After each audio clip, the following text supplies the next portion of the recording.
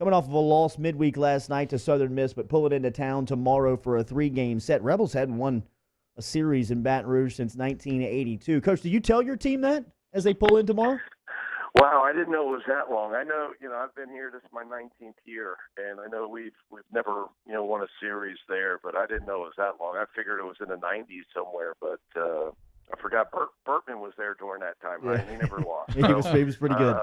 Yeah. So it was before Burtman. Wow, that's a long time ago. Long time. Okay, your son. Before we get anywhere, let's just knock this question out. Ask that, right? Yeah, just real quick off the top. Right? Yep. For sure. And he credited you for getting out of the slump. Just a little motivational speech from Dad as he knocked one out of the park and has been playing pretty confident. Should have waited a couple weeks, Coach. Bad idea there. How's that been, kind of watching him from afar, and what was that conversation like on what you can tell us? Well, I think it's probably pretty normal. My day job is I'm a coach, but I'm a dad all the time, and just like a lot of fathers at work and can't watch them play, I'm watching them on television, and just like a lot of fathers, when your son's not doing well and struggling, you feel bad. And if I recall right, a couple weeks ago we were at Auburn, and I try to. It's a thin line, to be the coach and the dad. Right. And so, I said, hey, listen, I'm going to make this short, but, and just talks about, hey, you're good enough. I've seen so many freshmen do it, that come in and just, struggle and, lose confidence, and all of a sudden they're not sure if they belong or not. I just gave them that. I've seen it so many times. You're good enough. You deserve to be there. Don't lose your aggressiveness. Go up there and swing and, start competing. And that was basically it. Coach, what is Mama Bianco doing for the series this weekend? Mama Bianco is staying in Oxford, okay. And that was the plan all along. But thankfully, my other boy that's still in high school, Sam, in the state playoffs, and so she's here watching him, and would have had to do that anyway. But it's a good distraction. She did, one of the things about this weekend, and we knew all along that it was coming, and it's finally here. But the thing is, it's not about me. It's not about him. I know everybody's got to ask the question, but it's really about two programs playing and trying to win a championship. And I know that's the sideline story that everybody wants to talk about, but there's nothing really sexy about it. The mom, just didn't want to, draw any attention. Where every time there was an at-bat or some good play or bad play, the cameras would be on her. People would be looking for her reaction, and she's never been like that. And she certainly, I'm not sure if she'll ever come watch us play. It'll be interesting next year when there's no excuse when she lives 5 minutes from the stadium. I guess that'll be the bigger story. You guys coming off of a 3-game sweep. You guys took 3 from Texas A&M last weekend at Swayze Field. Playing really good right now, Coach. You're sitting at 30 wins, 13-8 in the conference.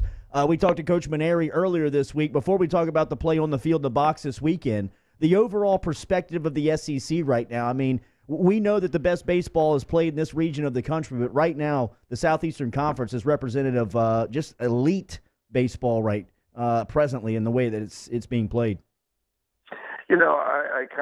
I've been in this league a long time as a head coach and as an assistant, and it's always like this. I mean, maybe in our side, there's a couple more teams, and it's bunched up, but it always comes down to the last weekend or last couple of weekends, and it's just how you finish. And so it's just ultra important these last 3 weeks, how well you play. And, everybody's got a tough road in front of them and who they play and where they play.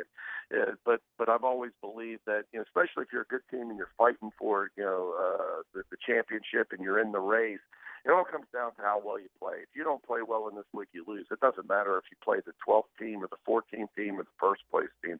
You got to play well in this league. And we've kind of been up and down. We've been fortunate that we've beaten some big people like A&M, but we've had some weekends where we haven't played well and deservingly lost. And so, hopefully we'll play well this weekend against the Tigers.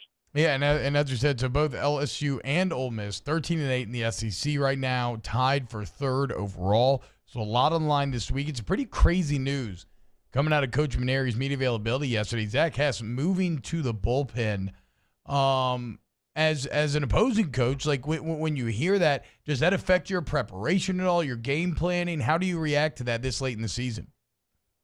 Not really. We were just on the bus yesterday waiting for him to announce it so we could start cutting up the film and start figuring out, which pitchers, especially on the opening weekend on Friday, if it was going to be Hilliard or if it was going to be somebody else on Friday, so they could cut the tape up and so we could be able to watch and be more prepared. But, we've seen Hess enough and know how good he is. And, he's good at the front of the game or the back end of the game. And I, although probably followed LSU more this year than I have in the previous 18 years, I don't know enough about him for all of that. I just know that, they're starting to figure it out a little bit and Walker's pitching, better. And, I know it was a big blow to lose Henry there, but obviously they're real good.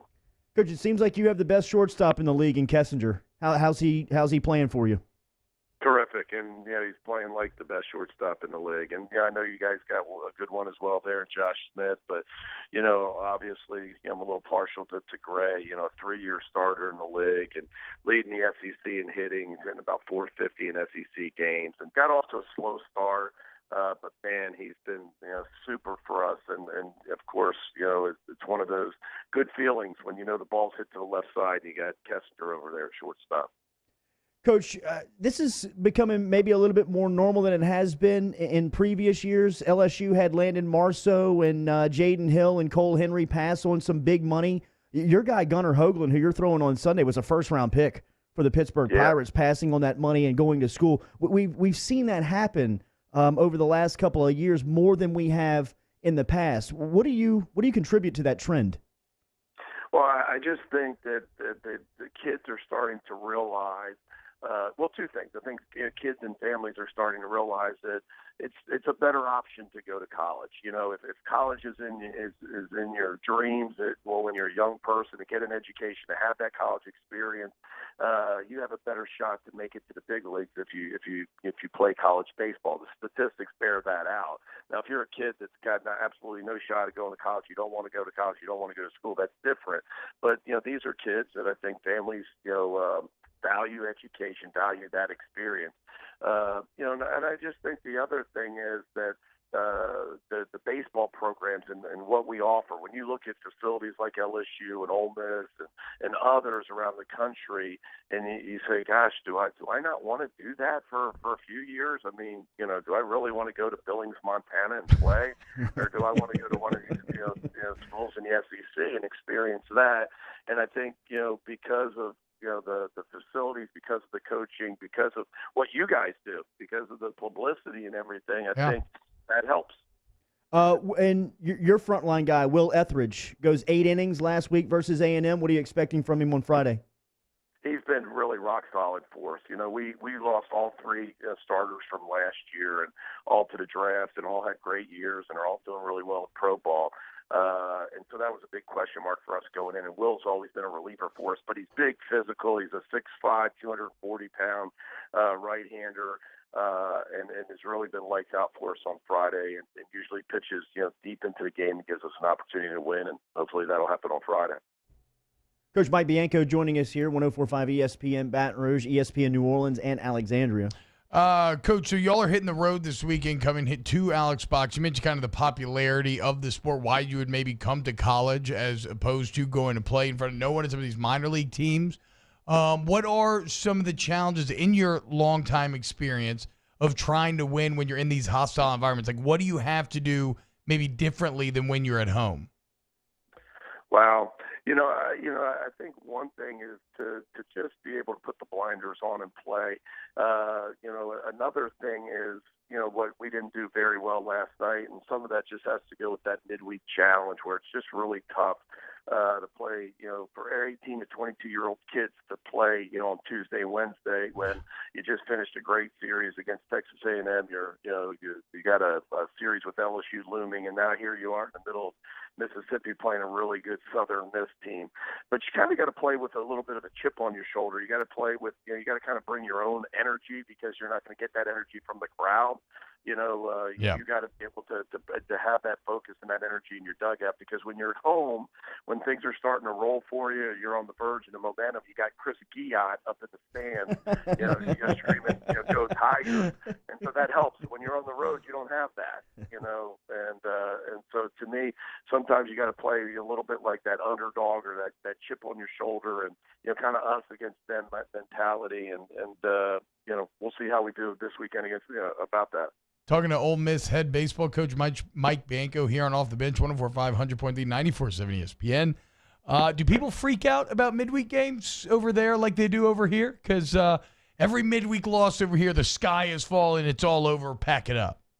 Yeah, it's tough, and I think that's everywhere, but especially when you lose to one of your arch rivals, some of their best, and they're real good. They're a team that could play in the SEC and do really well.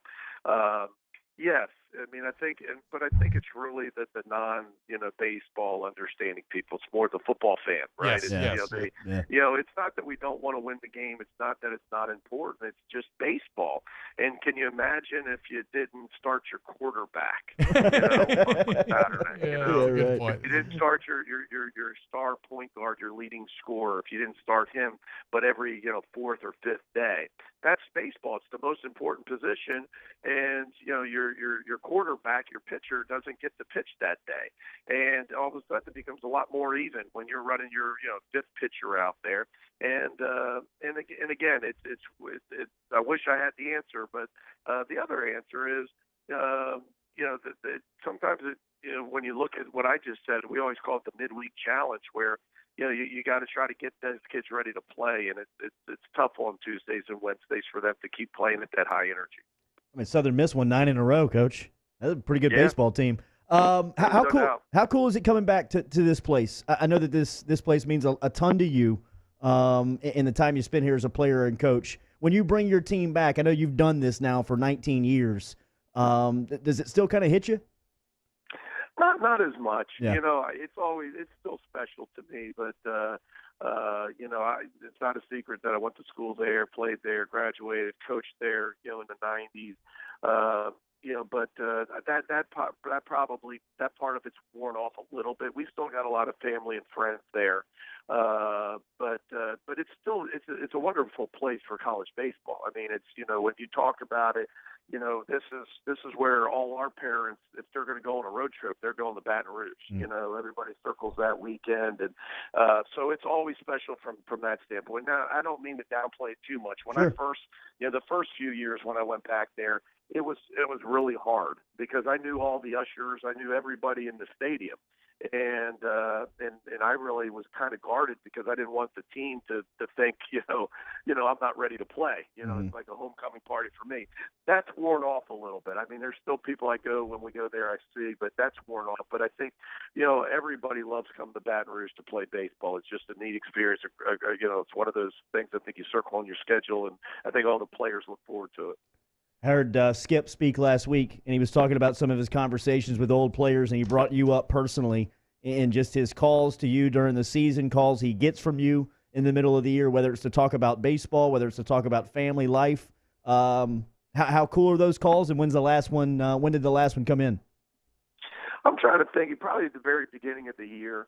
I'll see him this weekend, and we'll have lunch, but it's very special. You're talking about, on a lot of different, levels, obviously, the greatest college baseball coach of all time, and somebody that I wouldn't be sitting here if he wasn't, part of my life. And so I feel so fortunate, but also a guy that still cares so much, and, just calling me because he saw Drew, in the locker room and thought Drew was doing well. It's just, one of those, not as a coach to coach, but really just, as a mentor saying, hey, he's going to be fine here. He's doing good. You need to be proud. And, he's got a lot of feel that way. And so, they're always special calls, and they're always ones that I really cherish, as you could probably imagine. He's a special guy. Top 20 baseball at the Box Skip Bertman Field this weekend, opening up Friday night with Ole Miss in town. 7 o'clock first pitch over at the Box. It'll be great stuff, great theater on the baseball field this weekend with SEC action in Baton Rouge. Thank you for the time as always, Coach. We'll see you at home.